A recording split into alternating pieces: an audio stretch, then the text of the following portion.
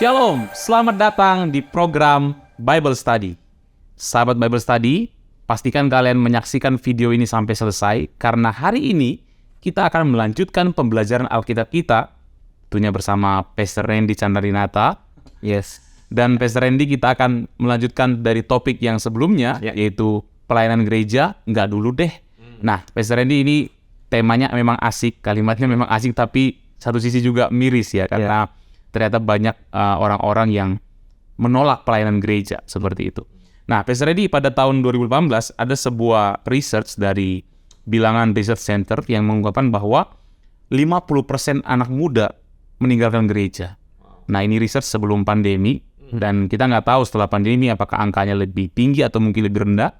Tidak ada angka yang pasti, tapi dalam pengamatan saya, Pastor Randy, di beberapa gereja, pelayanan kaum muda itu memang mengalami kemerosotan.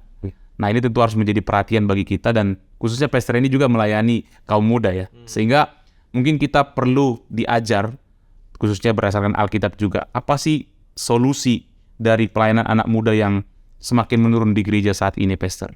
Ya. Nah, tentunya kita berangkat dari hasil Bilangan Research Center yang tadi ya, bahwa 50-an% anak muda meninggalkan gereja karena gereja sudah dianggap tidak menarik lagi bagi mereka gitu. Dan dari hasil tadi 50% ternyata didapati ada 21,2% yang meninggalkan gereja dengan alasan bahwa kepemimpinan di gereja itu tidak baik. Ya, kepemimpinan di sebuah gereja itu buruk. Nah, apa yang dimaksud dengan buruk di sini? Karena bagi anak muda ada dua hal yang ternyata menjadi tolak ukurnya. Yang pertama itu namanya disengagement, dan yang kedua namanya disconnected.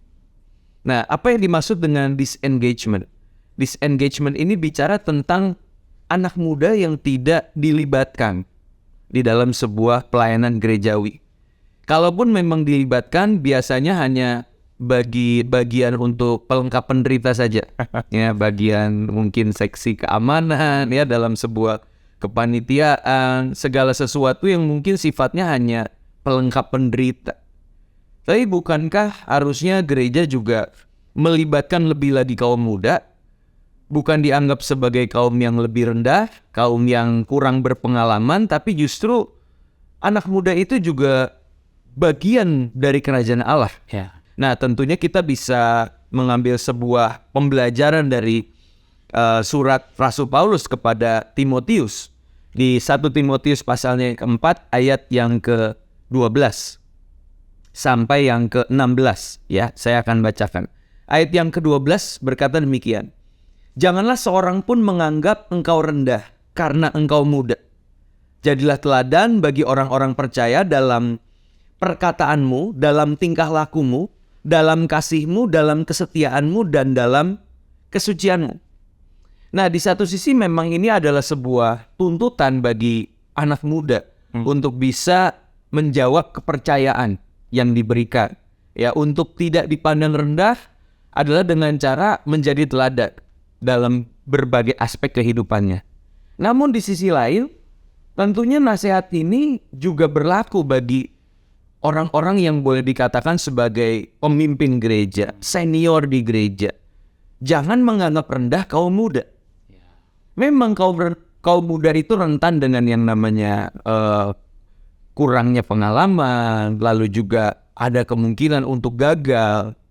Tapi yang namanya belajar itu kan pasti tidak luput juga dari kesalahan, dari kegagalan. Nah, mengapa kita tidak memberikan kepercayaan yang lebih kepada kaum muda? Jangan kita pandang rendah mereka sebagai kaum kelas 2. Tapi biarlah kita berikan kepercayaan, bahkan ruang untuk kegagalan. Dan lewat kegagalan tadi kan ada yang namanya evaluasi, ada yang namanya pementoran, pembapaan. Nah, itu yang akan membuat generasi muda akan bertumbuh semakin baik lagi. Nah, di ayat yang ke-13 lalu dikatakan di situ. Sementara itu, sampai aku datang, bertekunlah dalam membaca kitab-kitab suci, dalam membangun dan dalam mengajar. Nah, ini pun bicara tentang nasihat Rasul Paulus kepada orang muda. Ya, jangan dianggap rendah dengan cara apa? Ya, kamu belajar sungguh-sungguh. Ya, perlengkapi dirimu dengan kebenaran firman Tuhan, bertekun dalam kitab suci sehingga engkau memiliki kemampuan untuk membangun dan mengajar orang lain. Nah, lalu di ayat yang ke-14 dikatakan, jangan lalai dalam mempergunakan karunia yang ada padamu, yang telah diberikan kepadamu oleh nubuat dan dengan penumpangan tangan sidang penatua. Nah, tentunya di sini karunia-karunia yang Tuhan telah percayakan di dalam diri anak muda itu bukan untuk dipendam, bukan untuk disia-siakan, melainkan untuk dikobarkan, untuk dipergunakan bagi pelayanan, untuk kesejahteraan umat. Ya, dan di situ juga menarik bahwa dikatakan ada penumpangan tangan dari sidang penatua. Ya, artinya ada sinergi di sana. Anak muda bekerja, anak muda itu melayani, dan orang tua juga support. Lalu di ayat yang ke-15 dan 16 di situ dikatakan, perhatikanlah semuanya itu, hiduplah di dalamnya supaya kemajuanmu nyata kepada semua orang. Di dalam kehidupan kita sebagai anak muda, memang ada ruang untuk gagal, ada ruang untuk salah. Tapi yang namanya progres itu harus terlihat. Ya, walaupun memang tidak instan lewat sebuah proses, namun Rasul Paulus mengingatkan supaya kemajuanmu nyata kepada semua orang. Dan di ayat yang ke-16, awasilah dirimu sendiri dan awasilah ajaranmu. Bertekunlah dalam semuanya itu, karena dengan berbuat demikian, engkau akan menyelamatkan dirimu dan semua orang yang mendengar engkau. Nah, di sini anak muda harus juga punya awareness, punya kepekaan untuk dia bisa mengawasi diri maupun juga ajarannya. Ya, di tengah begitu maraknya perkembangan ajaran-ajaran yang ada di dunia ini, nilai-nilai yang berkembang, anak muda harus bisa mengawasi diri maupun juga dengan ajarannya.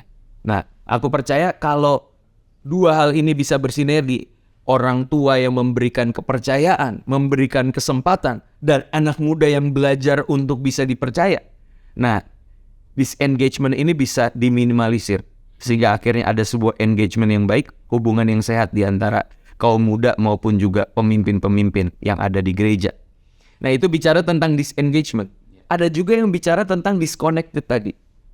Apa yang dimaksud dengan disconnected? Disconnected bicara tentang tidak adanya relevansi di antara hubungan antara yang muda dengan yang senior. Nah, di sini saya mengajak kita untuk memperhatikan sebenarnya seperti apa sih model pelayanannya Tuhan Yesus.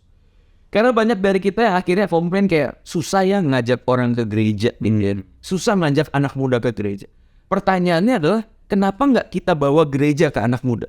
Wow. Ya, kita yang hadirkan gereja itu di tengah-tengah anak muda. Nah, makanya bagi saya sekarang itu mindset pelayanan kita harus mulai sedikit banyak shifting atau bergeser. Dari yang tadinya mimbar oriented menjadi meja makan oriented. Artinya apa? Kita nggak lagi cuma bicara tentang ayo datang dong ibadah, KKR-nya si ini, lo pembicaranya si A, si B. Seakan-akan mimbar ini menjadi orientasinya. Tapi kalau bicara meja makan oriented, yang kita bangun adalah hubungan. Yang kita bangun adalah komunitas. Dan bukankah generasi hari ini membutuhkan persahabatan? Generasi hari ini membutuhkan relationship yang nyata. Bukan sekedar basa-basi ujung-ujungnya ikut gereja gue yuk, gitu kan. Nah, dari mimbar oriented jadi meja makan oriented. Dari event oriented jadi people oriented. Kita seringkali fokusnya apa? Anak muda, oh ya udah bikin event yang seru, yang kreatif, yang menarik bagi mereka. Padahal sejatinya yang mereka butuhkan adalah sentuhan personal. Nah, pertanyaannya, berapa banyak pemimpin-pemimpin gereja yang mau untuk turun ke bawah dan mulai duduk bersama dengan orang-orang yang dipimpinnya, bersama dengan anak muda di satu meja makan yang sama, mereka bisa bicara. Layaknya bukan sekedar hubungan yang berjarak, tapi lebih kepada sesama sahabat. Aku pikir ini yang perlu dikembangkan. Sama seperti Tuhan Yesus. Ketika Tuhan Yesus menjamah Zakheus, dia nggak pakai altar call tuh. Dia nggak pakai bilang, ayo Zakheus, turun dari pohon sini saya tumpang tangan, kamu bakal bertobat. Enggak. Yesus bilang apa? Ayo Zakheus turun, aku mau tinggal di rumahmu. Dan apa yang dilakukan? Mereka satu meja makan. Dan di dalam kehangatan meja makan itu, Zakheus berkata, Tuhan, setengah dari hartaku aku akan bagikan kepada orang miskin. Dan orang yang pernah aku peras aku kembalikan 4 kali lipat. Pertobatan terjadi. oleh karena kehangatan di meja makan. Nah, bagi aku, dua hal ini yang perlu diperhatikan dan rasanya gereja harus melihat ke sana. Bahwa anak muda itu nggak cuma bicara tentang masa depan gereja. Anak muda itu masa kininya gereja. Wow, menarik sekali, Pastor. Jadi persoalan pelayanan muda ini memang harus dilihat dari dua sisi ya, Pastor. Bukan cuman gerejanya mungkin seniornya mengkritik, kenapa anak mudanya tidak aktif gitu. Atau anak mudanya bilang, kenapa gereja tidak memberi ruang. Tapi keduanya berjalan beriringan, dan poin yang tadi menarik itu ya, mengubah dari mimbar oriented ke meja makan oriented. Wah, itu luar biasa. Sini kita praktek. Kita praktek ya, luar biasa. Nah, Pastor Edi, kita masih melanjutkan pembahasan kita ya sehubungan dengan pelayanan. Ada sebuah ungkapan seperti ini, Pastor. Atas nama pelayanan memaklumi kekurangan. Maksudnya karena ini pelayanan jadi nggak maksimal nggak apa-apa, seadanya aja gitu, seikhlasnya aja. Jadi kasih karunia gitu. Sehingga ini menjadi hal yang banyak dilakukan orang. Nah, pertanyaannya sebenarnya apa sih kata firman Tuhan tentang hal ini, Pastor? Bagaimana sih sebenarnya kita harus melayani Tuhan? Yes. Saya percaya yang namanya melayani itu kan sesuatu yang lahir dari sikap hati yang mengasihi Tuhan. Artinya seberapa kita mengasihi Tuhan itu akan terekspresi lewat seberapa sungguh kita melayani. Jadi agaknya tidak mungkin seseorang berkata aku mengasihi Tuhan tapi pelayanannya setengah hati.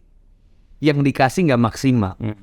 Karena kita melayani Tuhan yang hidup dan kita mengasihi Dia, maka kita melayani dengan sekuat tenaga kita, dengan segenap hidup kita.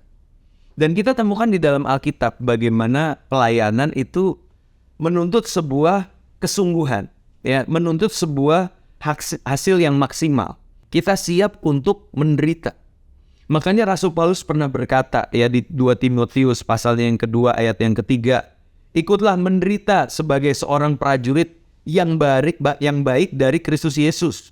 Bayangkan seorang prajurit ya yang adalah milik Kristus Yesus. Prajurit itu harus siap sedia. Ya dalam dia lagi keadaan baik ataupun tidak baik, dia harus siap untuk bergerak bagi komandannya. Ya, makanya kita dikatakan sebagai prajurit Kristus yang siap menderita. Ya, bahkan Rasul Paulus di ayat yang 9 juga berkata, karena pemberitaan Injil inilah aku menderita. So jangan pernah berpikir pelayanan itu untuk mencari kenyamanan atau mencari hidup. Pelayanan itu memberi hidup, ya, membuang kenyamanan kita untuk kita bisa berkenan di hadapan Tuhan. Nah, itu penting. Namun di satu sisi, ketika kita bicara tentang pelayanan yang maksimal, biasanya orang akan mulai berpikir atau mengidentikan, oh berarti kalau mau menjadi pelayan Tuhan, aku harus sempurna dulu. Harus tidak bercacat celah gitu ya. Dan pertanyaan sekarang, tolok ukur sempurna itu apa? How good is good enough? Yang baik itu yang seperti apa? Jangan sampai karena kita merasa, aduh saya masih kurang ini, masih kurang itu. Udah deh, layannya nanti dulu. Saya belum layak, saya belum pantas, saya belum siap. Pertanyaannya, kapan pantasnya? Kapan siapnya? Ya, karena at the end ketika kita datang kepada Tuhan, yang melayakkan kita bukankah pengorbanan Kristus yang membuat kita dilayakkan oleh Tuhan untuk boleh melayani Dia. Ya kan? Sehingga ketika kita melayani, layanilah Tuhan di dalam segala keterbatasan kita, di dalam segala kelemahan kita. Tapi ingat, mentalnya harus benar. Aku mau bertobat sungguh-sungguh. Aku mau memberikan hidupku sepenuhnya untuk Tuhan. Ya, aku mau sungguh-sungguh mengasihi Tuhan. Jangan secara daging masih pengen hidup di dalam daging, masih pengen hidup dalam dosa. Tapi dengan pembenaran, ya kan namanya manusia terbatas, Tuhan juga ngerti lah. Tuhan tidak bisa dipermainkan ya kan. Maka dari itu ayo kita tetap tanda kutip berobat jalan sambil melayani Tuhan, tapi tetap dengan mindset bahwa oh, aku mau bertobat, aku mau sungguh-sungguh mengasihi Tuhan. Yang seperti yang tertulis di 2 Korintus 4 ayatnya yang ke-7. Tetapi harta ini kami punyai dalam bejana tanah liat, supaya nyata bahwa kekuatan yang melimpah-limpah itu berasal dari Allah, bukan dari diri kami. Kita ini manusia yang terbatas, manusia yang lemah seperti bejana tanah liat. Tetapi harta yang kita punya itu kan indah, mulia, berharga daripada Allah. Sehingga justru Di dalam kelemahan kita kuasa Tuhan nyata. Sehingga ketika kita tanda kutip melayani dengan luar biasa, orang akan melihat apa? Oh, itu pasti karena Tuhan yang bekerja dalam dia. Kalau dari dirinya sendiri kayaknya nggak mungkin tuh bisa begitu. Itu karena Allah yang bekerja. Kemuliaan dikembalikan kepada Tuhan. Nah, itu yang perlu kita sadari, ya. Kita melayani Tuhan bukan dengan kuat gagah kita, bukan dengan skill, kemampuan, pengalaman kita, melainkan karena anugerah Allah saja. Ya, itu yang memperlengkapi kita. Itu yang pada akhirnya kebenaran ini akan menyelamatkan kita dari yang namanya jerat kesombongan. Dan kita akan senantiasa mengandalkan Tuhan di dalam kehidupan kita. Nah, ini ada satu ayat lagi yang buat saya sangat penting untuk kita ketahui. 1 Petrus 4 ayatnya yang ke-11. Di situ dikatakan, jika ada orang yang berbicara, baiklah ia berbicara sebagai orang yang menyampaikan firman Allah. Jika ada orang yang melayani, perhatikan, baiklah ia melakukannya dengan kekuatan yang dianugerahkan Allah. Supaya Allah dimuliakan dalam segala sesuatu karena Yesus Kristus. Ialah yang mempunyai kemuliaan dan kuasa sampai selama-lamanya. Amin. Kalau ada orang melayani, biarlah ia melakukannya. Bukan dengan kekuatannya sendiri, bukan dengan skill pengalamannya dia sendiri, tapi dengan kekuatan yang dianugerahkan Allah. Wow, super sekali ya, Pastor Randy. Jadi kita melayani karena cinta ya. Yes. Ya, saya ingat ya kita kan yang sudah menikah ini, Pastor, kita ingat kalau kita cinta sama pacar kita dulu, kita lakukan apa aja dengan maksimal gitu kan. Kita rela mengorbankan banyak hal, dan saya pikir kalau kita cinta sama Tuhan, hal yang sama juga kita lakukan. Betul. Kita memberikan yang terbaik, dan tadi Pastor Randy bilang bahwa Tuhan yang memberikan kekuatan untuk kita melakukan pelayanan itu. Amin. Sahabat Bible Study, kalian pasti kenyang dengan firman Tuhan hari ini, bukan? Nah, tapi Bible Study tidak berhenti sampai episode ini saja, karena masih banyak episode-episode berikutnya di mana kita akan belajar firman dengan narasumber-narasumber yang terbaik. Salah satunya adalah Pastor Randy Candarinata tadi. Jadi saksikan terus program Bible Study, karena kita akan belajar Alkitab bersama-sama sehingga kita makin mengenal Tuhan dengan sempurna. Sampai jumpa lagi, Tuhan Yesus memberkati.